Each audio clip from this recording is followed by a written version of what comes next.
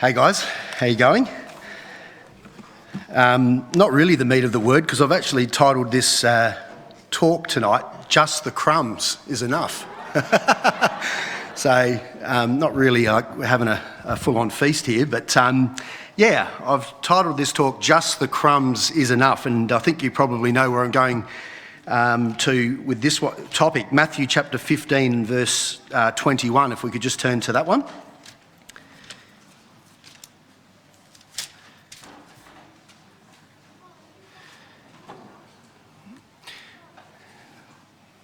Most people are probably familiar with this little passage here, but it's just an amazing situation and story here. And we'll just pick it up in verse 21. Then Jesus went thence and departed into the coasts of Tyre and Sidon.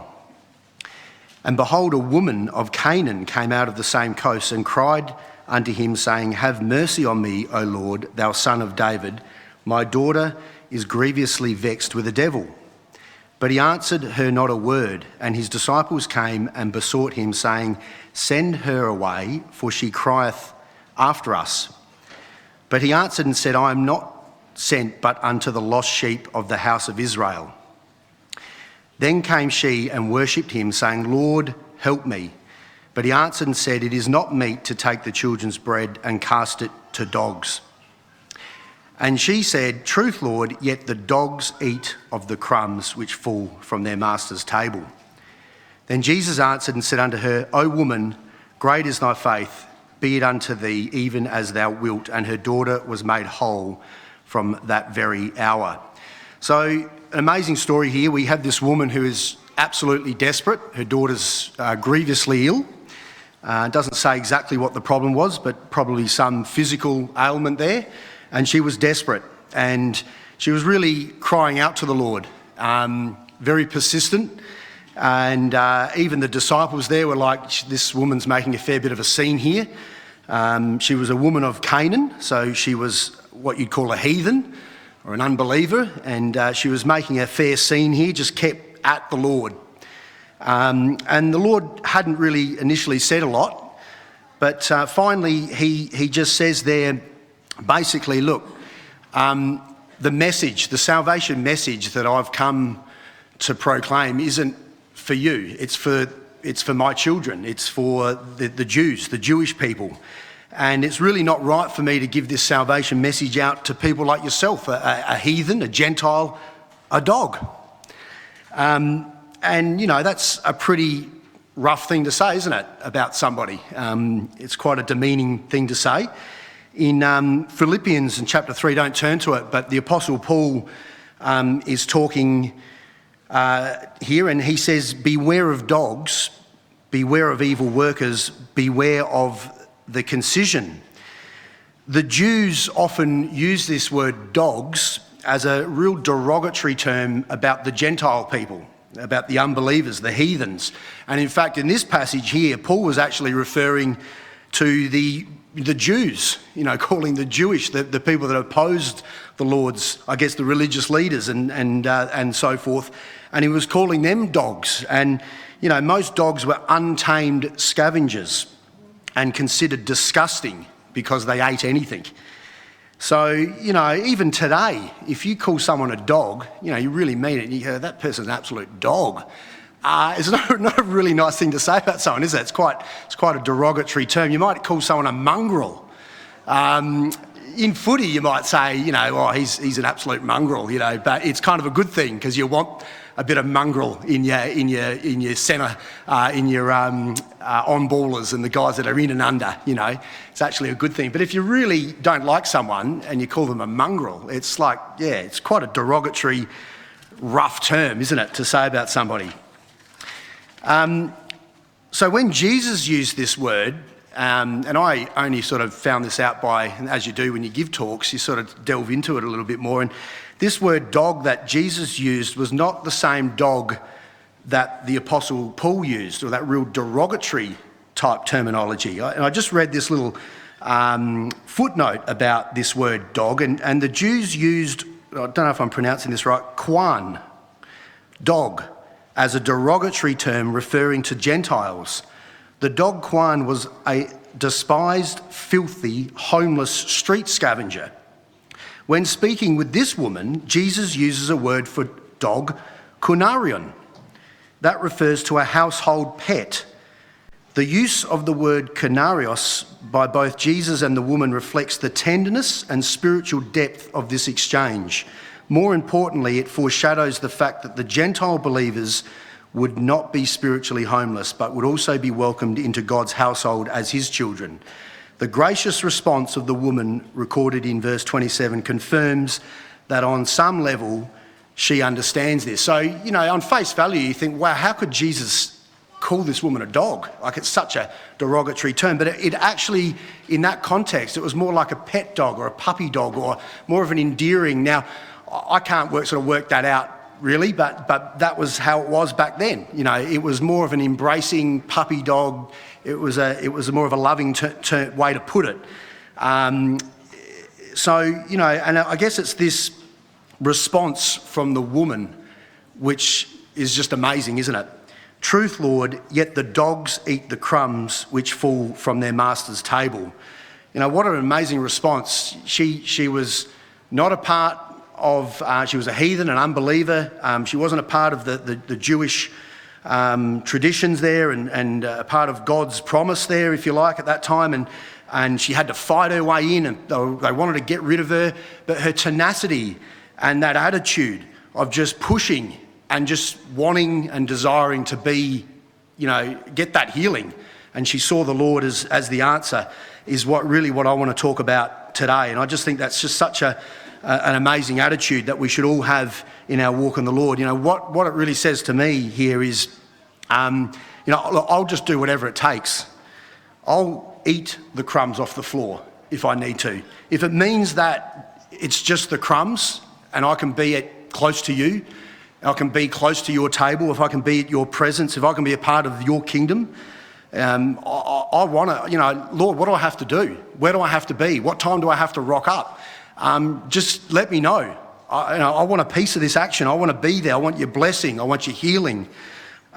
Just give me a shot at this opportunity, and I'm going to take it with both hands. And I think that's just such a wonderful attitude. And I think Jesus definitely saw that there. And this woman, she knew that she wasn't actually able to sit at the table, if you like. She was a heathen, an unbeliever, but she was happy to sit under the table. Like, who cares? I just want to be close to the action. And, the Lord really blessed her there, and her child was healed. And, I think that's just a great attitude for us all to have, to get a little bit desperate about our relationship with the Lord, have this desperation and this desire, to be a part of this church, this fellowship, and to be in the presence of God. Many years ago, my sister and I were here at Woodcroft. I think a lot of the suburbs out here weren't maybe fully developed, but there was a dog that rocked up out here in the car park, and he was a stray dog, believe it or not. This black sort of. He was a mongrel. He had lots of different things in him. You couldn't pick what he was, but he was a sort of a Labrador Doberman type thing. Anyway, it was quite skinny and unhealthy, and we begged Mum and Dad to take this dog home. And Dad finally, said, all right, well, let's take it home. And we advertised in the RSPCA. We told the RSPCA we've got it. We advertised in the paper. If anybody had lost a dog, let us know, and we'll give it back. Shortly after, we knew why no one came to pick the dog up. So we had this dog here, and we called him Bronson. Does anybody remember this dog out there? Yeah, there's a few people that remember that dog. Yes, and this dog, I used to have it laying on my bed and sleep. It used to sleep with me, and I used to move my legs, and it literally used to go every time. Just sit still like this, because this dog was going to bite me, because I was making him uncomfortable. I was waking him up. So we called him Bronson, and he was truly an absolute mongrel. You just ask my dad how much he loved this dog. In fact, I can actually, just talking about it now, my dad's blood pressure, he's not even listening to this. I can feel it now. It's starting to rise dramatically. And this dog caused so many problems in our family. It just wasn't funny. And the only good thing that came from that dog was my dad gave so many talks about Bronson. I reckon every week he had so much material. It was really a blessing of the Lord, Anyway, there was this time where, Bronson used to sit at the table, not at the table like us with his little paws on the. He used to sit just next to under the table, and he was happy. He was happy with the scraps. Like, he would literally eat the scraps or the little bits and morsels that used to roll off the table. Although there wasn't really anything, because it was the Redfords' dining table. There wasn't any scraps, any crumbs that poor dog had. But if there was one, he would just gobble it up and sort of eat the little scraps there. And that was his position there. And one time I remember Mum made this great big spaghetti bolognese, and she chucked it on the table. It was just beautiful, and we weren't all, I don't know what had happened, we weren't concentrating. Anyway, that mongrel Bronson, he jumped up on the table and he was just woofing it. He just absolutely gorging on this meal. It was all over his face. And then I hear this almighty roar, like it was the biggest roar from my dad that you've ever, and you know how loud my dad is. And, the whole of Morphett Vale heard this roar.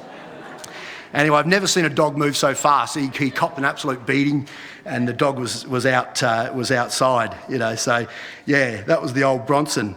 And I guess maybe for us, let's just look at our own situation.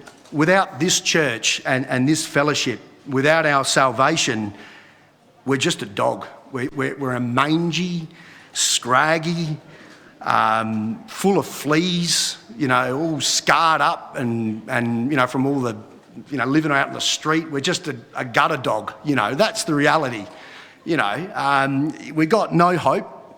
We got no future. We're just surviving. There might be some moments of joy and success.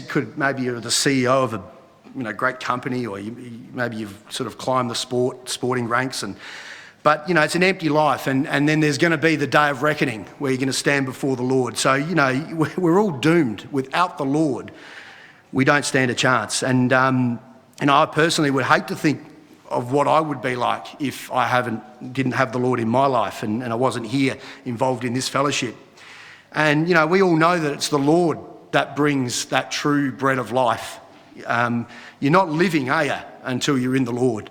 And, many people have come out of, and even here today, come out of terrible situations of drug and abusive drugs and violence and abusive situations and sickness, depression.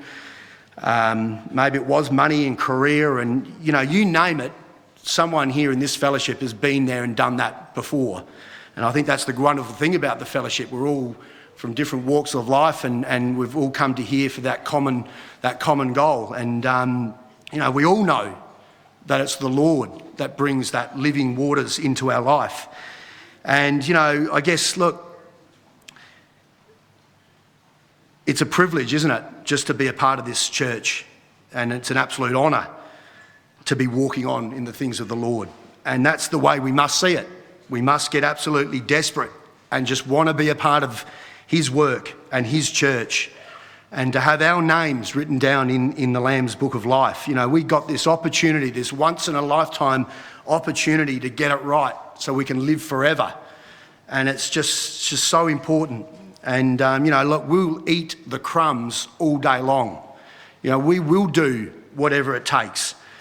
Just the crumbs is enough. If that's all it is, Lord, just the crumbs off the bread of life is enough. Like, who cares? I just want to be a part of this. And I don't want to miss this opportunity of a lifetime. There's just too much at stake. And I think that's the key attitude that the Lord loves. And he wants that attitude and that desire to be in us. He wants that to be in his people. Let's just turn to Psalms chapter 84.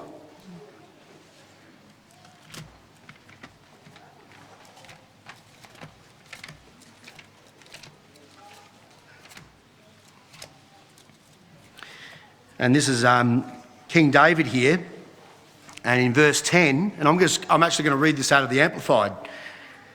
So Psalms chapter 84 and verse 10.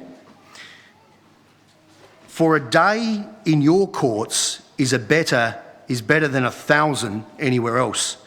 I would rather stand as a doorkeeper at the threshold of the house of my God than to live at ease in the tents of the wickedness. What an amazing statement there. King David, he had everything. He was the king of Israel. He had the servants, the money, the power, you name it, he had it. And he's saying, look, just one day in the courts of God, in your presence, is better than 1,000 days in this world, away from a relationship with God. I would rather be a doorman, just opening and shutting a door, at the threshold of the house of God, than to be the king and not have a relationship with you, to be living out in this world. This is coming from King David, and it's just an incredible attitude. I don't care whether I'm the king or I'm opening and shutting the door. I just want to be amongst your people, your fellowship, in your church, and have a relationship with my God, And that's desperation. That's a real desire that we must all have within us. And I'm talking to myself whenever I give a talk. This is really about me, as well, as much as anything. We've got to have this real desire to just appreciate and be so thankful that we're involved in his work. Let's turn to Mark chapter 5.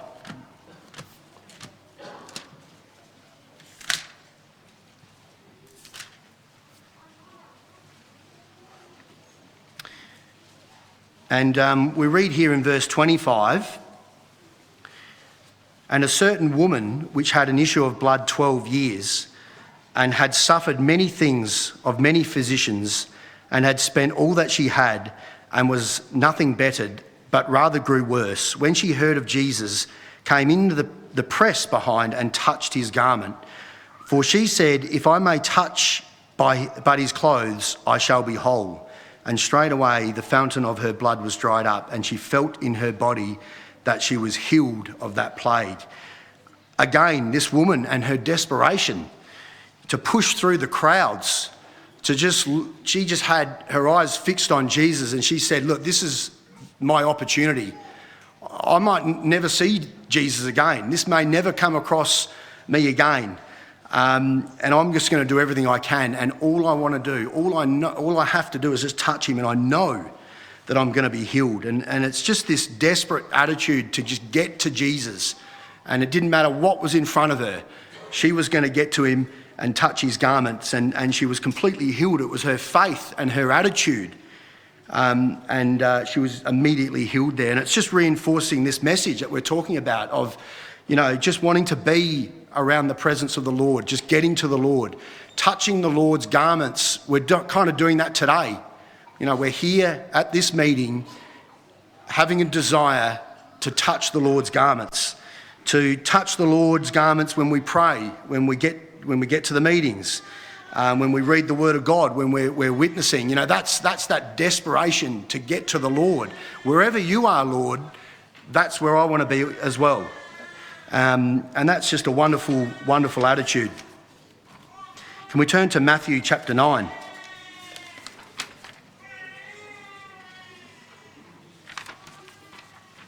I actually started working as a casual down at Baker's Delight in Morphettvale there, the Woolworth shopping centre off South Road. Does anybody know, is that Baker's Delight still there in that little shopping mall down there? Does anybody shop there? Okay, it's not there anymore. Okay. Probably went bust when I stopped working there, no doubt. Anyway, I was a casual there, and Dad got me the job. I was still at school, and I was literally cleaning the crumbs off the floor. That was my job. I was the crumb cleaner.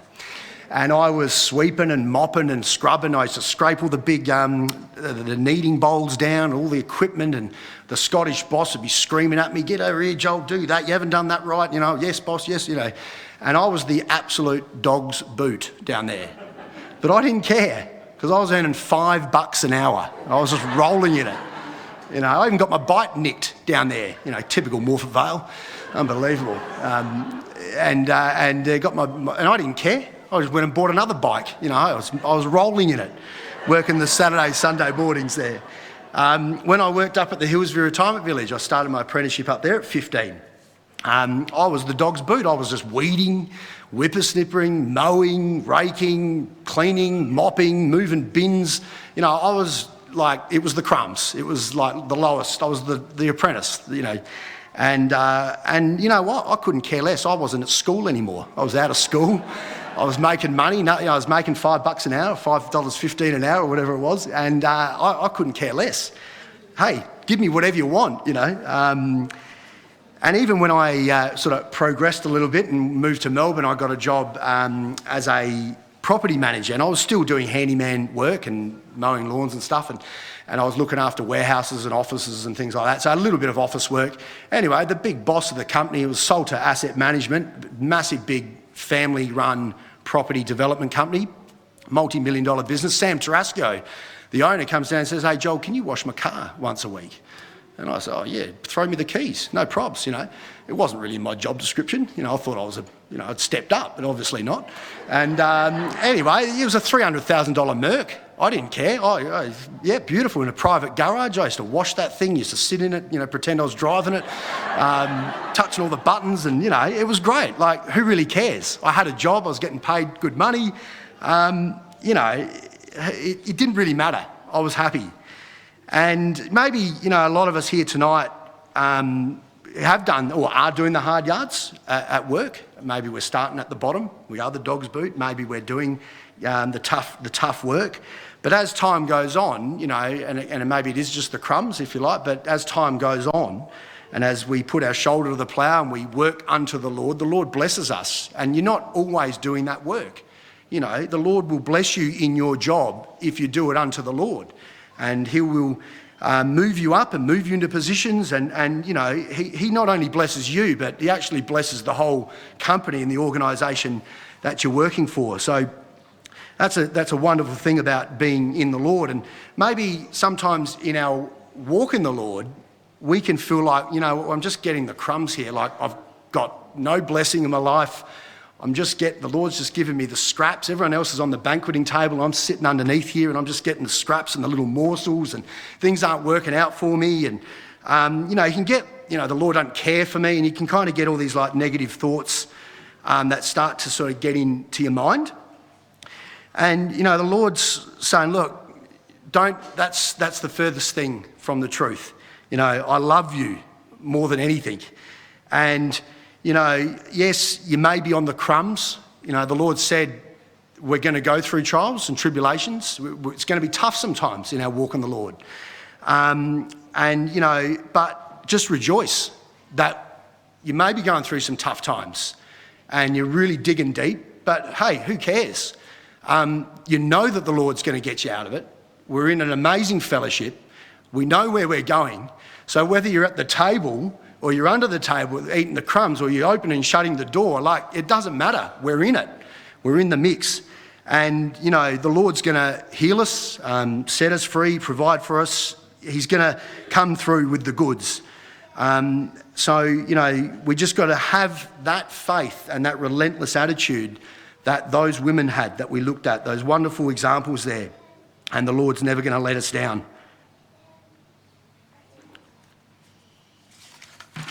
Can we turn to Matthew chapter 9?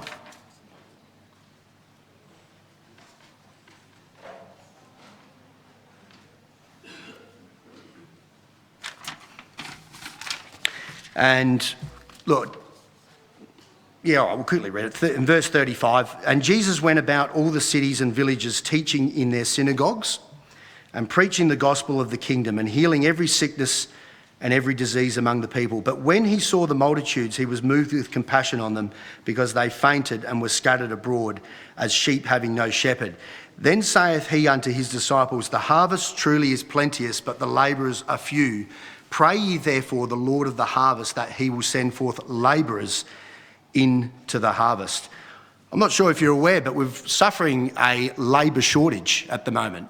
Tremendous labour shortage, skilled labour shortage, and just general labour around the place. If you try to get a concreting job, or try to get a guy to quote something for you, or try to get an extension done on your house, or build a house, or even even farm owners are struggling to get people to pick fruit for them, and like, the labour's just not there. Obviously COVID has a big part to play with that as well at the moment, but even pre-COVID, it's just so hard. I mean, I run a business, and it's just hard to get good workers for a start, but just workers in general. You know, It was always a problem in any business. And Jesus is putting out the call here, saying, hey, look around, like the harvest is ready, it's plentiful. It's all there. I just need the labour. I just need the workers. Have a look at the world, how desperate and lost and people suffering, and look at all the things that are happening across the planet. That's the harvest. It's so plentiful. But I just can't get the workers to come and work for me. He's sort of almost pleading. I've got this amazing harvest there, and the labourers are few. And I guess for us, we are in the Lord's business, aren't we? And we are his labourers. And, it is an absolute privilege, as I mentioned before, that we are involved in his work and we can be counted as one of his. And this is the most exciting and fulfilling business, if you like, organisation, church that you could ever possibly be involved in. Nothing compares to what we've got and how exciting it can be for us. And, people would, companies like NASA that are working, on spaceships and space suits and rockets and that, people would just give anything to be a part of those companies, just to get in. They'll take pay cuts. They'll travel overseas just to be a part of that team, to get access to the knowledge and work on all those cool things and be a part of that organisation. People just give anything. They'll do an internship and whatever I need to do just to be a part of that organisation. And maybe we've got to start to think, again, I'm talking to myself here, start switching our mind and just think, this is it. This is where it's at. I just want to be a part of this organisation, this church, this fellowship, the Lord's business. I've got to get desperate myself, desperate to get to the meetings, desperate to get to your prayer and you're reading your Bible, because that's where the excitement is. That's where it's dynamic, it's fulfilling, and we got so much access to knowledge and we can grow in the ways of the Lord. And it's just an exciting business to be a part of, the Lord's business. And it doesn't matter whether we're stacking chairs or we're cleaning the hall or we're opening and shutting the door, or we're giving a talk, or we're running a meeting, or we're organising an event. Like, who really cares? We're amongst it. We're a part of it. And this is the place to be. We don't want a situation where, the Lord talks about the labourers are few. We are labouring, but we don't want it to be like a clock in, clock off. Like, nobody really likes going to their job, let's face it. There's very few that can't wait to get to work. And we don't want this fellowship and God's church and his business to become like we're just clocking on, clocking off. It just becomes a routine, mundane, repetitive process. I'll take it or leave it. I may go, I may not. Like this is where it's at. And I think if we start to think about that and sort of try and change that mindset, we'll start to think, no, this is it. And I'm going to make every effort. I'm not going to let anything get in the way of me getting to those things and being close to the Lord and touching his garment.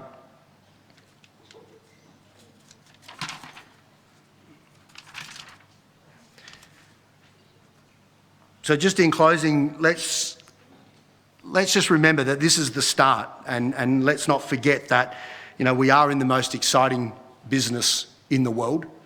There's not an organisation anywhere that comes close to God's business and God's church.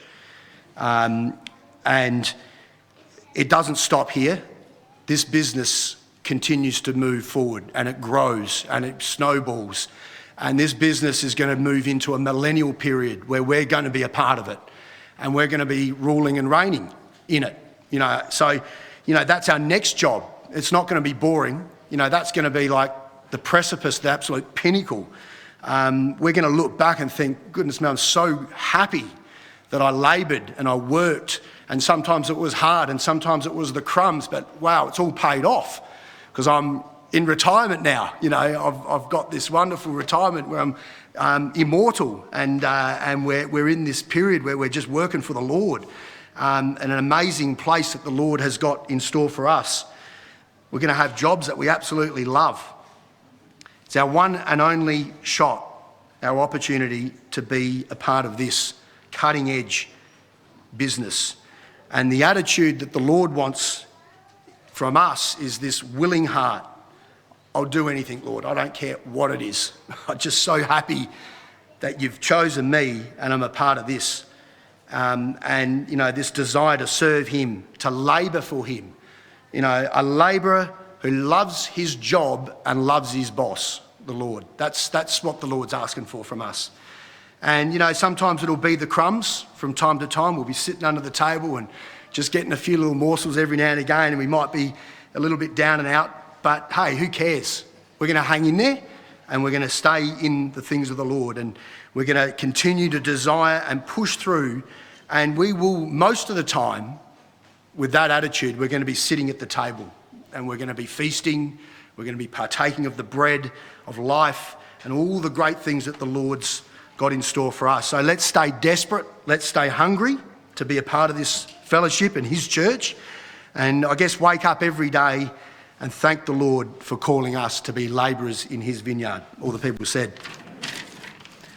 We're going to enter into a time of prayer now.